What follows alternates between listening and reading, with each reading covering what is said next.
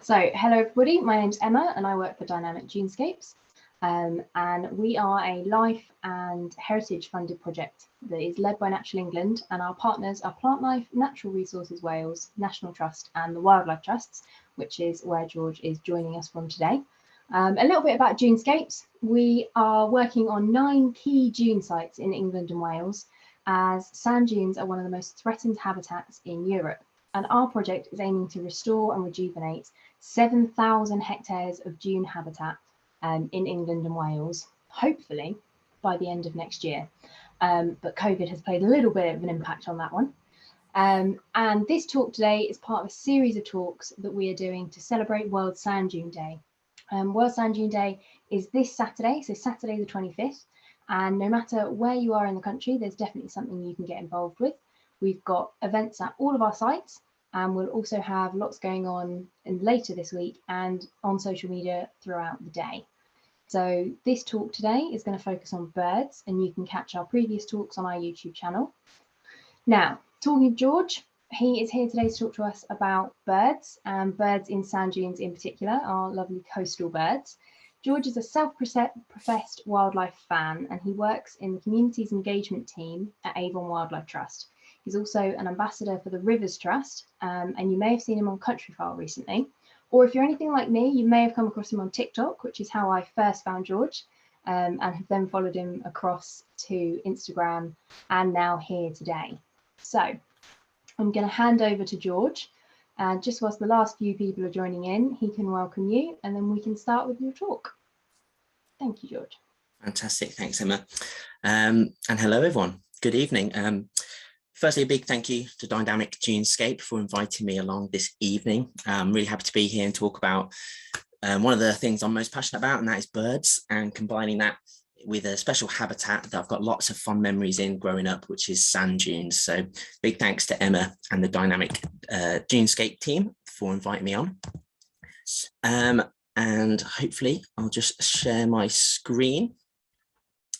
Hopefully you can all see that. So what I'm going to be talking about this evening, I'm going to say a little bit about who I am, what I do for a living, a bit about me, and then we'll talk about sand dunes, why they're so important, some of the threats they're facing, and then we'll move on to the birds that live in them. And hopefully some of you that are here tonight, if you've come along to this talk, are already interested in birds and bird watching.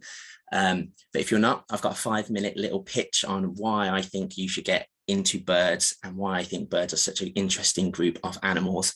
So hopefully by the end of that, you'll be a bit more inspired to get out and do some bird watching. And then I'll focus on some of my favorite species of bird that live in this special habitat in the sand dunes. So that's what I'm going to be doing over the next 45 minutes or so. So this is me. My name's George Cook, and as Emma said, I currently work at Avon Wildlife Trust as the People and Wildlife Officer. So my job is all about combining those two things, people and wildlife. So I do lots of events, run lots of groups, just trying to provide opportunities so that people can experience nature and wildlife, and they can understand the value that those things can have in their lives. Recently, I also do a bit of work with the NHS and green social prescribers, and I do a lot of nature wellbeing groups. So taking people who maybe don't feel so good or experiencing low mood, anxiety, depression, and running opportunities so they can benefit from being out in nature, which is part of my job. I really enjoy it at the moment.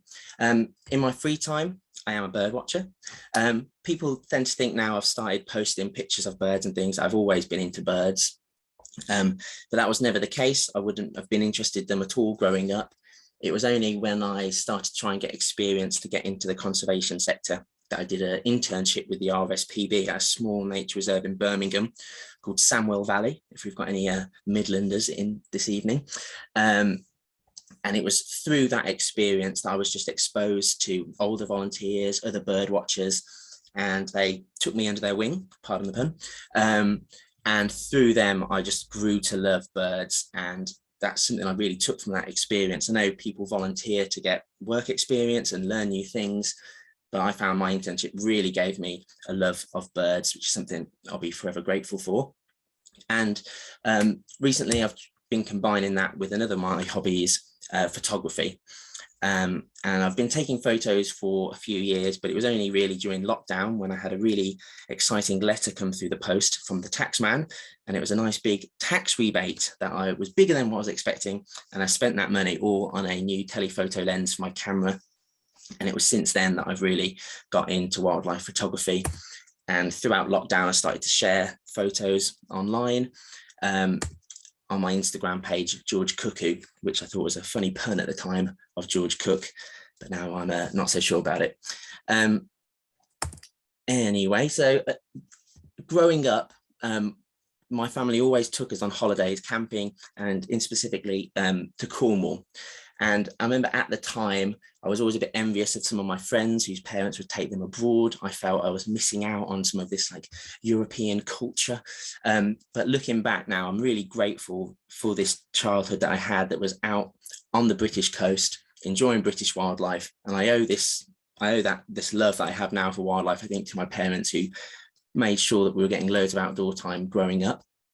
And that sort of led to the career that I've got at the moment. So I've worked at zoos in the education team. I did my RSBB internship, which I've mentioned, and my current job now at the Wildlife Trust, getting people excited about nature and wildlife. And if you fast forward a little bit, this was me in March 2020. So I'd had a second surgery on my right knee. So just as lockdown hit, I was both locked down by law and physically locked down. I couldn't join in with the Joe Wicks workouts or the 5K run for heroes that people were doing. But it did mean that I got to spend a lot of time sat in my garden with my camera, taking photos of birds. And as I slowly started to get better, I could explore my local area on crutches, and started slowly to explore my local area and take pictures. So all the photos of animals in my presentation this evening, they're all photos that I took since lockdown, really, so since probably July 2020. And I thought I'd share with you some of my favorite photos since that time before we get on to sand dunes and birds. Here's a little rabbit that's from my local patch. I love taking photos of rabbits because they do let you get quite close, but it is a bit of a game. You have to be quite slow and just slowly edge towards them. So I think taking photos of rabbits is a real practice in patience. And I just love this one. It's got a lot of character. It looks a little bit sad, maybe a little bit cold in the rain. Here's a photo I took of some great birds, again, not too far from my house. I currently live in Bristol, and this is on Chew Valley Lake, just south of Bristol, of some great crested grebes performing their courtship dance. So I really like this photo because I think they're two heads coming together, looks a bit like a heart, and they're performing this mating display, which is a really nice photograph. I recently visited Skomer Island, just off Pembrokeshire, which is a brilliant place if you're into birds. You get so close to puffins and other seabirds. There's over 40,000 puffins all on this one island, and they're basically walking over your feet. It's absolutely incredible. And you get to get some photos of some birds that would normally be far out at sea, way out of sight. And it's not just puffins on Skomer. I got to get some photos of guillemots in the middle here and razorbills on the right. So just a really great place to go take some photos. This is a photo I took in the Forest of Dean of a wild boar. And one thing I love about wildlife is that you can have these magic encounters that will never happen again. Do you know what I mean? It's sort of luck, it's sort of patience, but you can have this moment with an animal where, yeah, it won't happen again. It's so special. It feels like just you and this animal shared this moment. And I think photography is great because it's not all about the photo. You have to learn to just enjoy seeing the wildlife. But if you can get a photo that captures a moment, I think it just makes it so special. So this was the first wild boar I ever saw. It was so brave.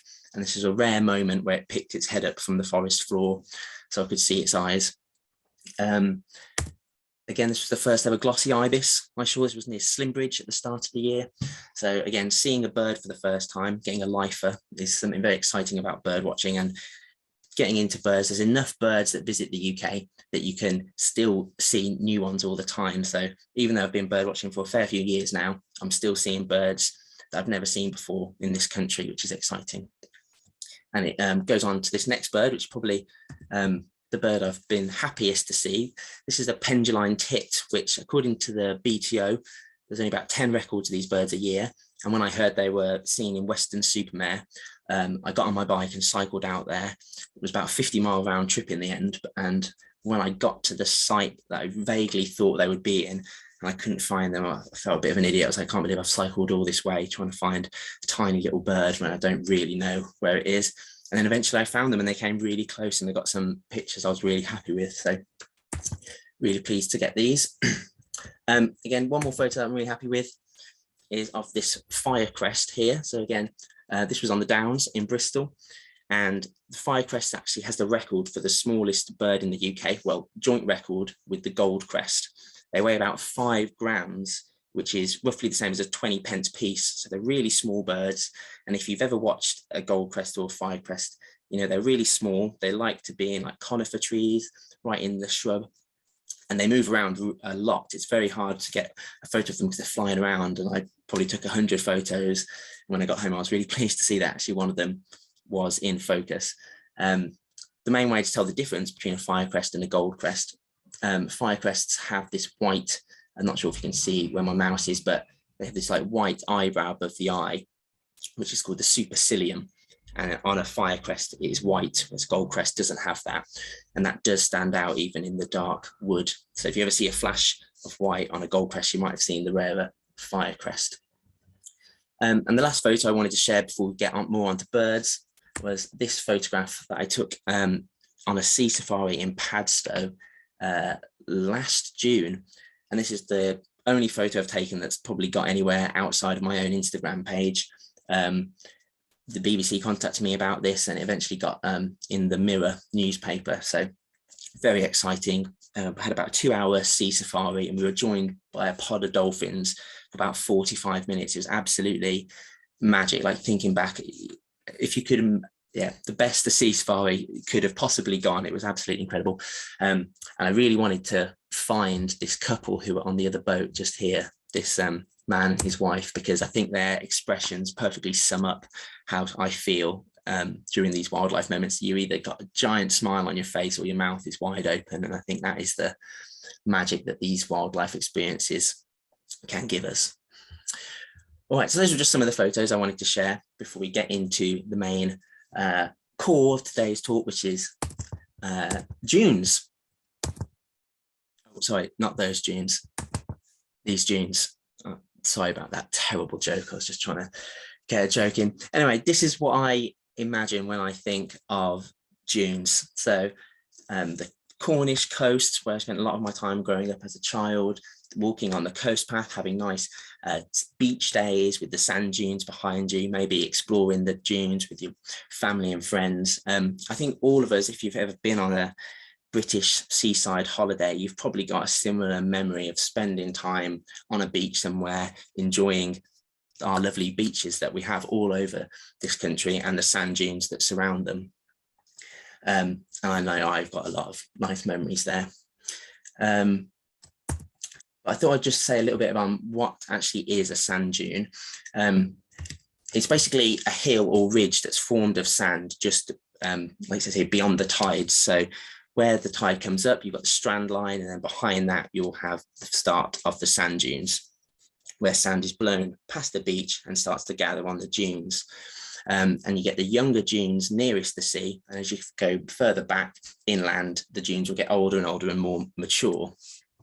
But they're not static. The dunes are always moving. They're places that constant change as the dunes are moved around by the wind and the weather and storms.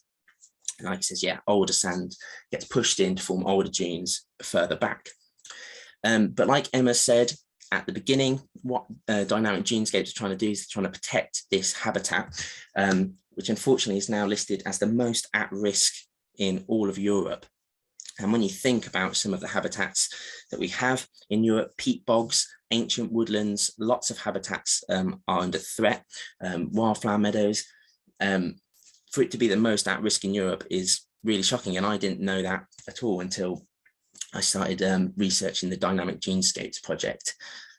And unfortunately, in the UK, we've lost a whole lot of our sand dunes already. So since the 1900s, UK sand dunes have decreased by 1/3, and it's even worse in Wales. So Wales have lost 2/3 of their sand dunes already. So we really do need these important projects like Dynamic Dunescapes to step in now before we lose this important habitat that we all enjoy, that we all benefit from, and that wildlife rely on as well. Here's a little photo of a sand dune that I was at most recently. These are some just by Padstow along the coast pass on there. So I walked through these sand dunes recently. Pardon me. So why are sand dunes so important? So we're losing them. Why does that matter? Well, firstly, we rely on them for coastal defence. So this is particularly important if you're a coastal community or you live somewhere near the coast.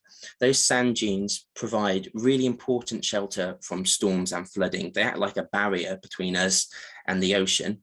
And with carbon dioxide levels constantly increasing, temperatures rising, we know that, and we've already seen it, that storms are getting more frequent and they're getting more severe as well. So if you combine that with then we're losing the defense from the sand dunes on the coast, this could be a real problem for coastal communities.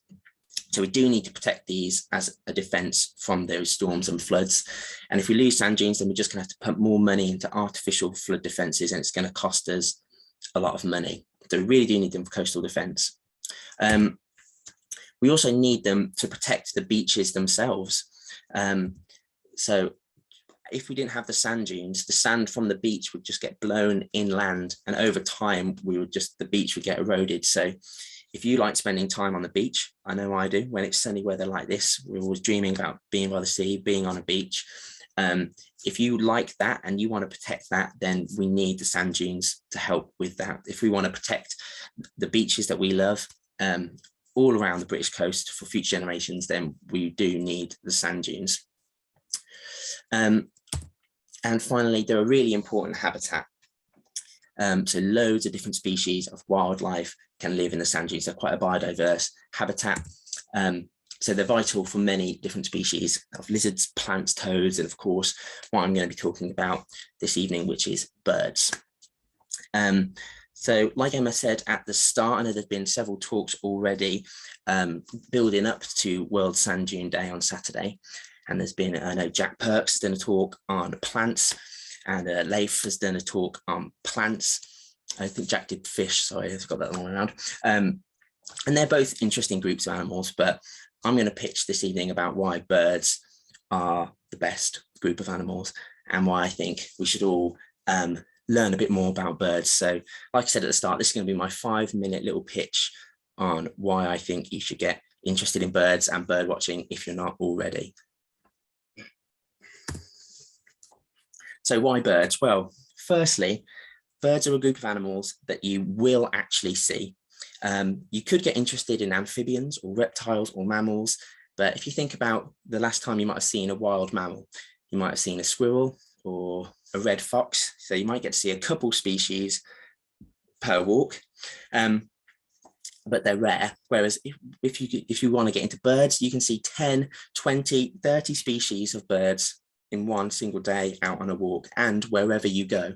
So if you were to go into the city centre, you might see starlings and pigeons pecking at the crumbs around Greggs and outside McDonald's. If you go down to the park, you might see great spotted woodpecker and your garden birds. If you go to the coast, you're going to see waders and ducks. So you're going to see different species at different places, and they are going to be part of your life. You will see them out and about. So therefore, it's a good group of animals to get to learn, because you will actually get to see them and enjoy them. This is a photo I took in Slimbridge, where you get to see hundreds of birds all at once. This is a great big flock of lapwing and golden plover. And you can get these magical moments with hundreds of thousands of birds in the sky all at once. So there's one reason to get into birds. You're actually going to see them. Another reason to get into birds is that they can fly. And I know this is my favorite bird on the screen at the moment, the swift. And I love watching swifts and swallows and house martins because they just make it look so fun. You watch them and you're sort of envious of what they can do. They just look so joyous. They make it look so easy and free. And it's a real joy to watch. And swifts are the absolute masters of flight. A young swift, when it leaves the nest, might not land for 2 or even 3 years before they have to nest themselves, and they will catch all their prey, they'll drink all their water, they'll mate and sleep all while flying. So absolutely incredible masters of the sky. And flight is very fun to watch when you're watching these birds. They also have the record for the fastest level flight, just under 70 miles an hour, so as fast as a sprinting cheetah. That was hard to say. And also the fastest animal in the world is also a bird, a peregrine falcon. So you might have the fastest animal in the world nesting in a city near you. This one was nesting in Avon Gorge, so again, just outside the city centre of Bristol. Another reason to get into birds is that they sing. So it's just a whole nother layer of accessibility. Even if you can't see these birds, you can hear them. And that has inspired so much works of poetry and literature and music and art. Shakespeare talked about birds. Apparently Beethoven was really inspired by birdsong. So again, just a whole nother layer that you can enjoy with birds, and that's their singing. I also think birds is a manageable group to learn. I'm often put off by learning insects and beetles because there's just hundreds of thousands of them and it seems impossible where to even start. Whereas with birds, although you get 600 species visiting the UK, if you learn the top 20, maybe just the ones on this slide here that might visit your garden, you're going to start to see those all the time and get more and more familiar with them. And then you can slowly start adding in more uncommon birds and rarer birds. And like I said at the start, that's great because then there's always new things to learn. You're always surprised by a new bird that you might spot. So it's manageable, but there's plenty to keep getting stuck into. And another reason to get into birds is that they have this fantastic evolutionary history. So some of you might have seen this fossil before. It's a really famous fossil called Archaeopteryx, which in Latin that translates as old wing. And when it was first discovered, people thought this fossil was a joke. The person who had discovered it, they thought it was a scammer pulling the wool over their eyes, thought it was just made up an animal because it had bits of dinosaur in there and also bits of bird in there. So they thought he was just trying to make up his own animal. So if you look carefully at this fossil, you can see its neck's bent back a little bit, but then it's got a beak, but inside that beak, there's teeth. So it's got a beak, but it's got teeth in it, and birds don't have that. They just have a beak without any teeth. It's got feathers, so you can see it's got a feathery tail down here, but it's also got a long line of bones. It's got a big bony tail. And again, birds don't have bones in their tail. They just have tail feathers. So it was a sort of a mix between birds and dinosaurs. And what they actually think happened, this Archaeopteryx was about the size of a magpie, so it wasn't big. But when the asteroid came that wiped out the dinosaurs, they think birds like Archaeopteryx flew away. They found niches to survive in. And over time, that animal evolved into all the different birds that we see today. So if you've ever caught eyes with a herring gull that's eyeing up your chips or eyeing up your pasty, and it looks a little bit like a velociraptor, it's got that prehistoric look in its eye, that's because it is a long cousin descended from the dinosaurs. So even some of our common garden birds, I sometimes think they still have something reptilian about them, like this gold finch here on the left, or this nuthatch. Something about the way they look at you, I think, is you can tell they've got that dinosaur DNA in there somewhere. And if you've ever seen a bird slow down, if you've ever gone on YouTube and watched slow motion birds, you can see that they're moving, they're just operating on a different scale to us. They're moving so quick, they're like reacting, just something so dinosaur about them. And then one last reason why I think you should get into birds is that I believe that bird watching is good for you. This little flower down here, this is the 5 ways to well-being that is promoted through the NHS. So these apparently are the 5 avenues that you can explore when you're feeling down, when you're not feeling good, to try and boost your mood and improve your well-being. And I believe that bird watching can tackle all of these at the same time. So if we start on the right, be active. If you're bird watching, you're moving about, you're going out, walking around your local patch, looking for birds. If you get the yellow one, that says take notice. So again, if you're looking for birds, you're scanning your surroundings, you're looking in the trees, you're looking in the bushes, you're using your ears as well, so you're listening for the sounds, their calls, their songs. So you're engaging with your surroundings, you're in the present moment, using your senses. You're not worrying about something you got to do next week, you're not regretting something silly you did last week. You're in the present moment looking for birds. The green one says keep learning, which, like I said at the start, there's 600 species of birds, lots to learn. You can learn all their different winter, summer plumages, their juveniles, the males and females, their song, their ecology, their behavior. There's lots to learn about birds. The blue one says connect. So I find that when I've got my binoculars on and I'm out on a walk, people are quite pleased to come up to me and be like, oh, have you seen anything today? What have you spotted? And like they want to ask, or if I'm looking through my binoculars, I find them, they're like, oh, what have you spotted? Have you seen anything nice? And I just find people are friendly when I'm out bird watching. And there's great communities online. So if you're into photography or bird watching, you want to share photos you've taken them, I found that people are really friendly online, and there's a great community there of people to chat to. And then finally, the pink one over here says give. So giving something back to nature, to wildlife, something bigger than yourself, is a great way to improve your mood. And I believe that there's loads you can do to help out birds. And I've got a bit at the end on what we can all do to look after birds and look after sand dunes as well. So there you go. That was my little pitch on why I believe you should get into birds. You're actually going to see them. They fly, they sing, there's plenty to learn, but it's manageable. They're dinosaurs, and it's good for you. So bunch of reasons why you should get into bird watching. All right, so let's go back now to sand dunes and think about some of the species that use this vital habitat. Hopefully now you're all a bit more keen to learn about birds. So one of my favorite birds that uses sand dunes is the barn owl. I took this photo. Actually, this one is not flying over a sand dune. This one is based here in Bristol. I saw it. I live about 2 miles from the city centre of Bristol, and I saw this about 500 metres from my house. So an urban barn owl, you wouldn't normally thought about it, and couldn't believe it when I first saw it. I didn't have my camera, and then I started going out again every single night trying to find the barn owl. And I reckon it was about night number 10 that it finally came back, and it was flying around, and I got some great photos. So really, barn owls will hunt over grassland or pasture, but they can spread quite far, so they will easily hunt over those more mature sand dunes where the vegetation's a bit longer. And how they hunt is they mostly hunt using their sense of hearing.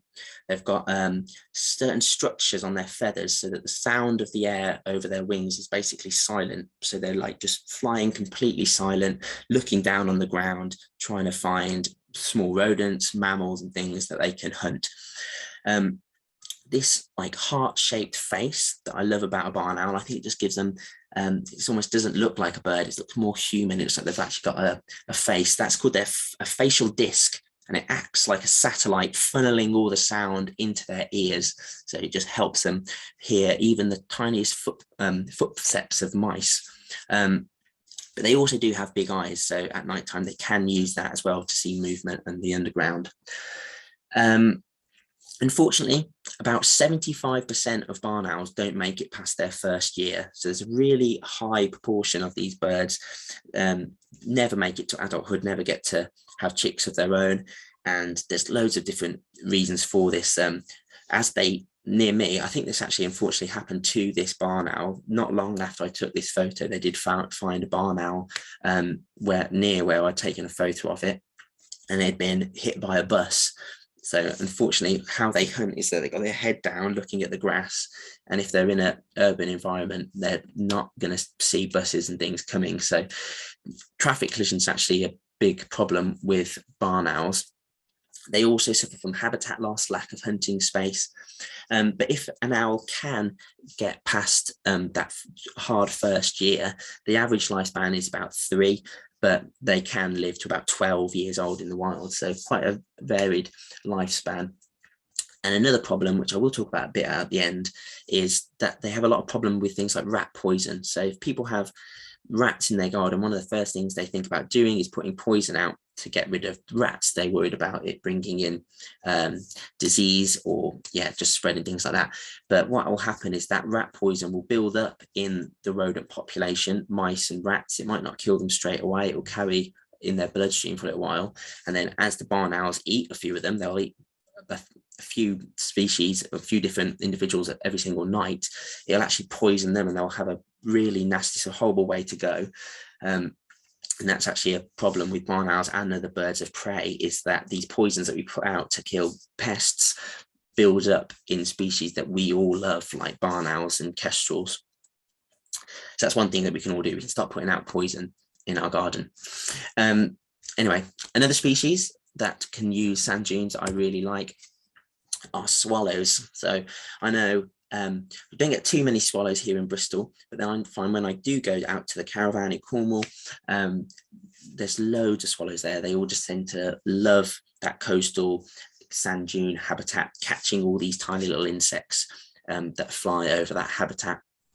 Sometimes those tiny insects are called aerial plankton, which I really like. This tiny little insects that we can't even see in the air, that they can fly around catching them in their mouths.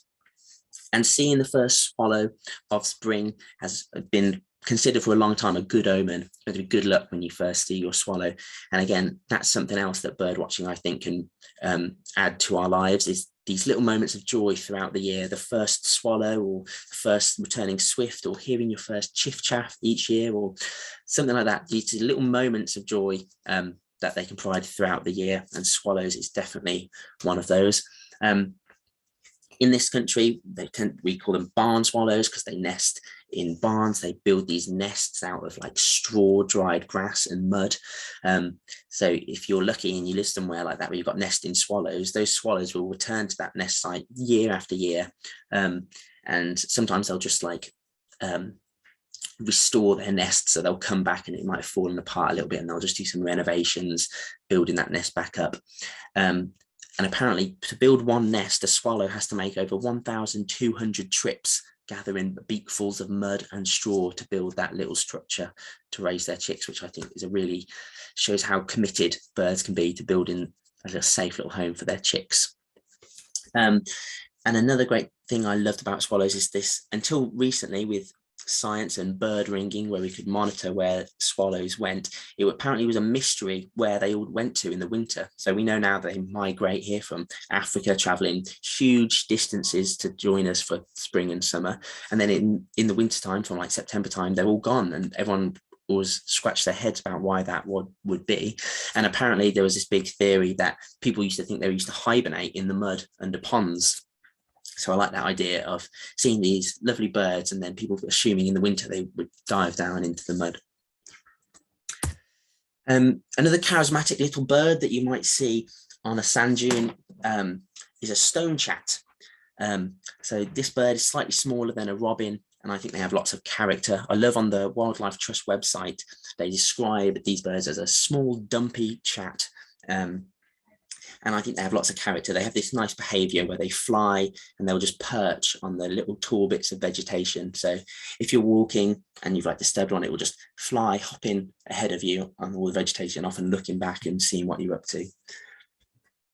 In this photo here, I like it. It looks like it's about to step off to run some errands or something. But I think this is a male. Males have the darker head, where females and juveniles are much paler brown. They can be confused with another species called windchat. But if you remember, I was talking about the fire crest earlier, and they had that white eyebrow, that white supercilium. Windchat will have that. So you can see here, there's no white eyebrow. So we know it's a stonechat. And they get their name because apparently their call sounds like two stones being banged together.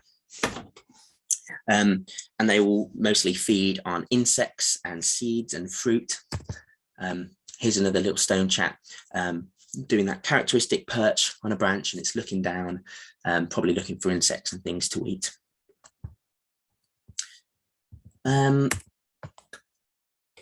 Up next, this again is a very special bird that will use sand dunes as their home, and this is the chuff. So the chuff is the rarest of the corvid family that we get in the UK. So corvids are the crows, which can include crows, rooks, ravens, jackdaws, magpies, and jays, and also chuffs, which were extinct in England. I think in about 1970, they went extinct, and in about early 2000s, a population of about 3 came back to Cornwall. They think they got blown over from Ireland, or they flew over from Ireland. And over time, those birds have established a population down there. And now there are over 300 breeding pairs in this country, which is fantastic news. And pardon me.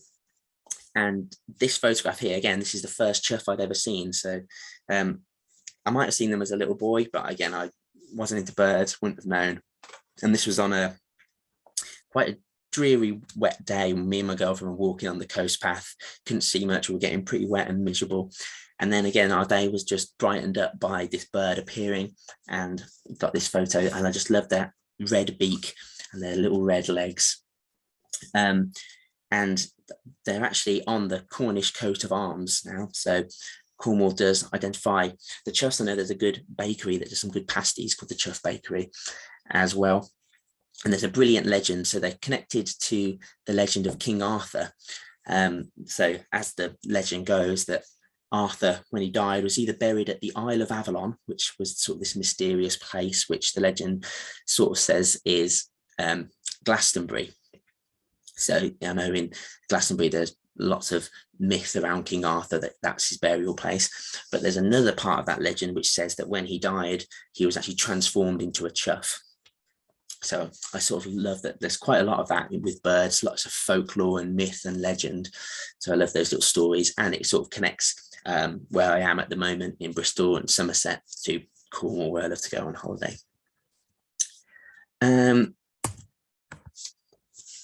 Again, an absolutely fabulous bird that you can see or probably hear in the sand dunes is a skylark.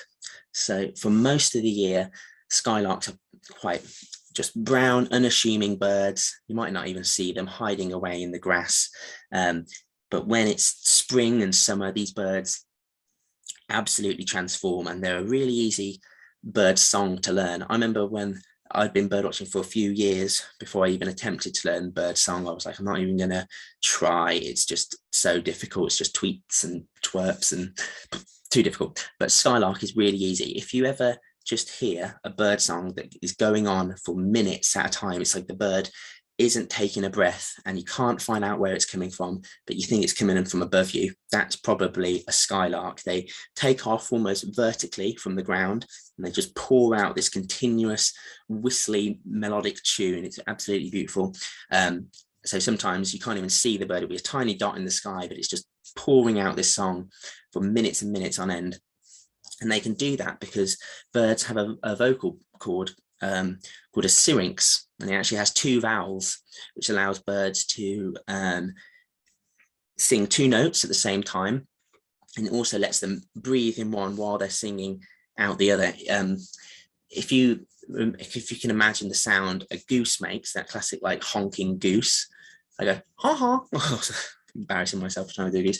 You can picture a goose call. The reason they can do that is that that's the 2 notes coming from both half of their syrinx, and it's this useful tool that gets to make all these different sounds, and they can contract it really, really quickly. That's why birds like starlings can make all these crazy sounds, because they've got this magic bit of kit that can contract really quick, and they can do 2 notes at the same time. And it's thanks to that skylark can do this beautiful song for such a long time. But unfortunately, skylarks are now red listed, and this is thanks to their poor choice of breeding behavior, where they build their nests on the ground. So they might nest on the in the long vegetation, in the more mature sand dunes, or on farmland or grassland, which means that they're prone to disturbance from walkers or dogs off lead. And you don't even have to disturb the nest. Sometimes if you just disturb the bird too near the nest, they'll abandon it and try somewhere new. So unfortunately, they are struggling because there's so many humans, so many dogs. It's a real struggle to look after all their nesting sites. So if you are anywhere where you can hear this song in the sky, you know that skylarks are nearby. Put that dog on a lead, keep to the paths. That's one thing we can all do to really help all ground nesting birds, especially one as beautiful as the skylark. Another bird, another brown little bird, a bit like the skylark, is called the Meadow Pippit. So this bird, small little brown bird, a bit of speckled on its chest, a bit like a song thrush. And you might think a meadow pipit only nests in places like meadows and grassland, but they like anywhere where there's sort of like low-lying vegetation. So again, you will see them in dune habitats, and they feed on lots of small little insects and things. So although there's still, I think, 2 million breeding pairs of meadow pipits, they are now amber listed, so they are decreasing.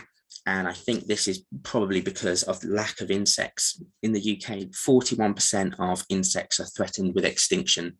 So if we're losing insects, we're going to lose all sorts of other animals that rely on insects, including the meadow pipit. Another great bird that I do remember enjoying watching flying over sand dunes as a little boy is the Kestrel, the wind hoverer. So if you've ever seen a bird flying, almost looks like it's staying perfectly still on the roadside or something, that's likely to be a Kestrel.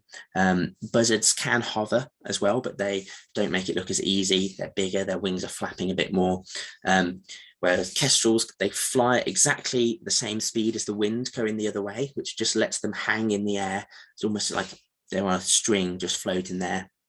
And they'll be looking down in the vegetation on the sand dunes, looking for small rodents, mammals, maybe even small birds as well to catch. And they've got a great feature with their eyes. So some birds can see in ultraviolet light. So kestrels, they can do this. They see in ultraviolet, which they think allows them to see the wee trails of mice and small rodents. So it's almost like the trails of pee that these tiny animals leave behind them. They might be like glowing to the eyes of the kestrel. So it's a really clever way of tracking these small animals down and hunting them. Another bird of prey that you might see in the sand dunes is our most common and most widespread bird of prey in the UK, which is the buzzard. They have a very characteristic flight. They have these like 3 big long flaps and then glide. You'll see them on hot evenings like tonight where they will glide up on the thermals. But that characteristic flight is a good thing to look out for. And they're mostly brown underneath, but they will always have these white patches underneath their wings here, which I remember someone telling me before, they are like white windows on the wings, and they can be quite easy to spot.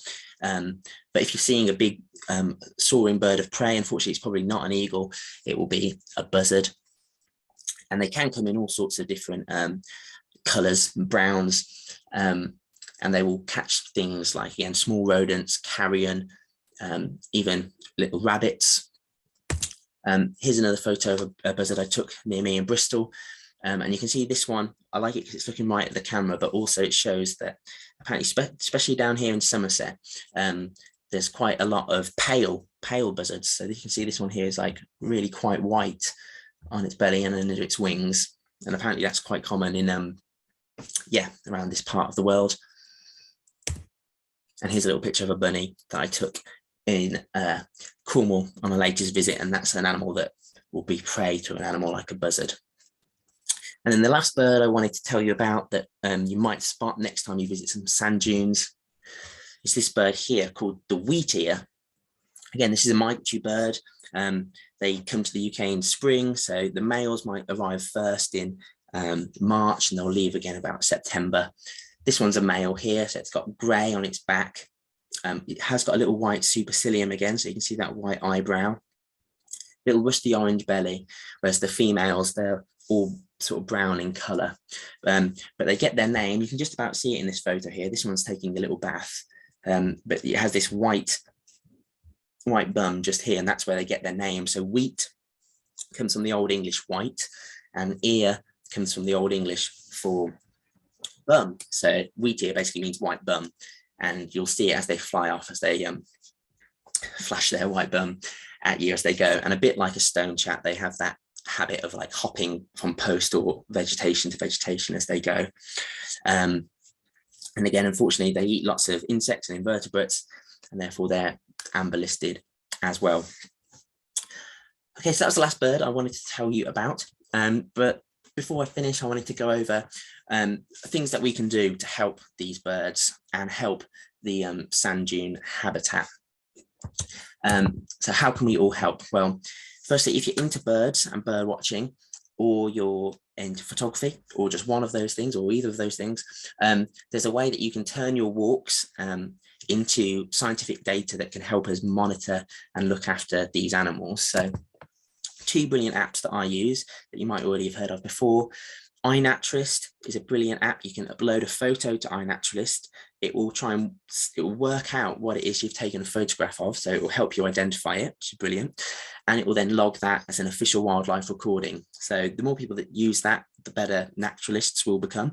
And it will also help our understanding of where wildlife is, and if we can understand where it is, we can concentrate our efforts to look after it. So iNaturalist is absolutely brilliant. BirdTrack is an app run by the British Trust of Ornithology, so the BTO. And again, you can just make a little list of all the birds you see when you're out on a walk, when you're walking the dog, when you're out in the park. You go back home, you log into BirdTrack and just log the birds you've seen. And again, just it will help us better understand where our birds are and what we can do to look after them. Another thing we can all do is stop using pesticides in our garden. So although spraying weeds in your garden with these chemicals is a quick and easy way to get rid of weeds, it's also a quick and easy way to get rid of all insect life in your garden and all the birds as well. They're indiscriminate in what they kill. They can get into the soil.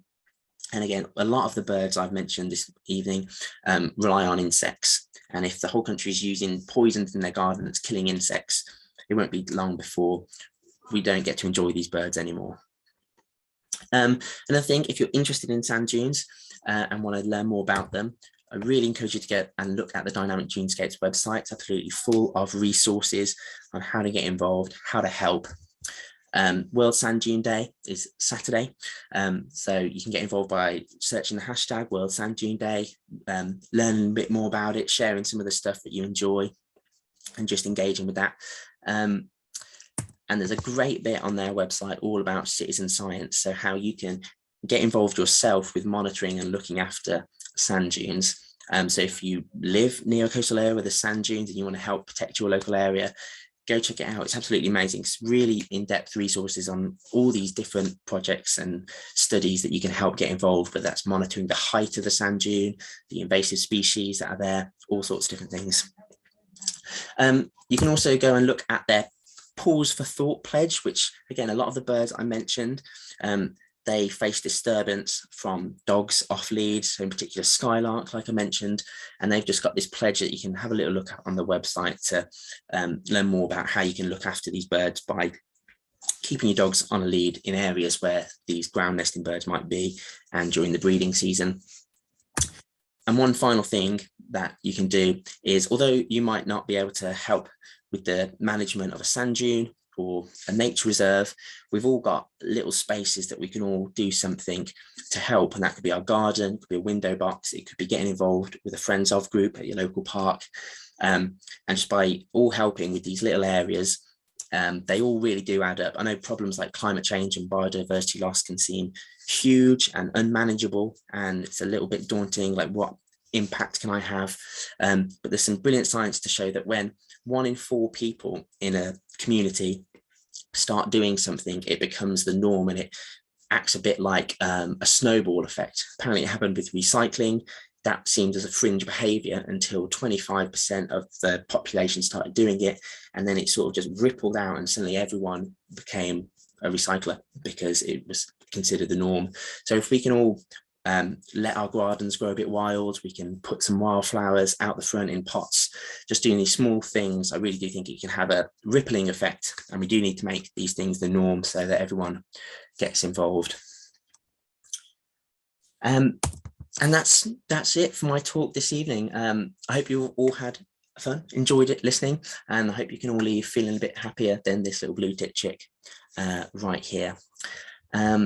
So thanks very much, everybody. Thanks for coming. Thank you very much, George. That was a brilliant introduction to sand dunes and their birds.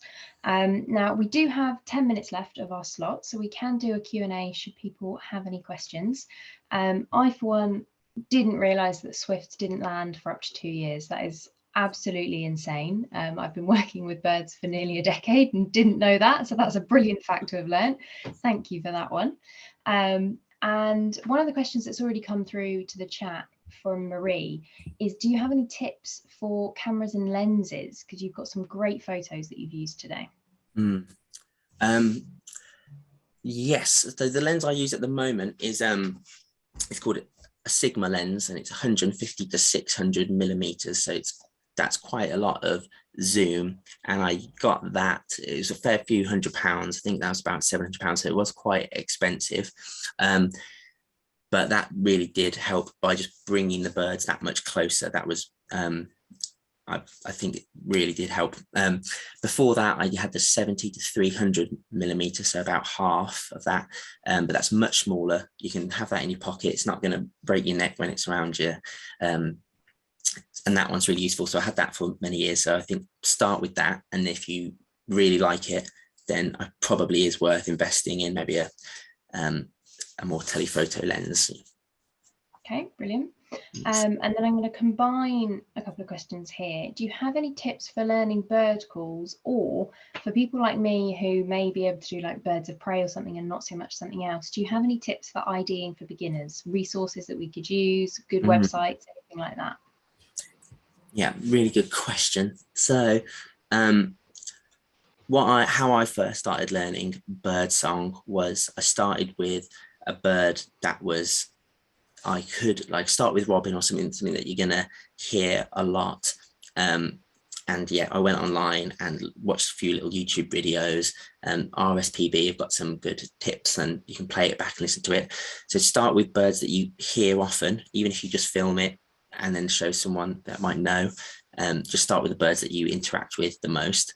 There is now a brilliant app called BirdNet, which is basically Shazam for birds, and you can play it, and you have to have internet connection, and it will show the sound waves coming in, and then you select which bit was the bird singing, and it is pretty good at getting it. And then a bit like iNaturalist, it will then send that in as an official wildlife recording. So you're helping bird conservation, you're learning bird song all through that app. So that's absolutely magic. Yeah, and the RSPB is good because you can go on the species and you can play the bird call back. So if you think you know what it is, you can keep playing it back. And I'll just give Lucy Lapwing on Instagram. She's got a whole little video series on birds, and that's when she helped me learn loads during lockdown, so definitely check her out.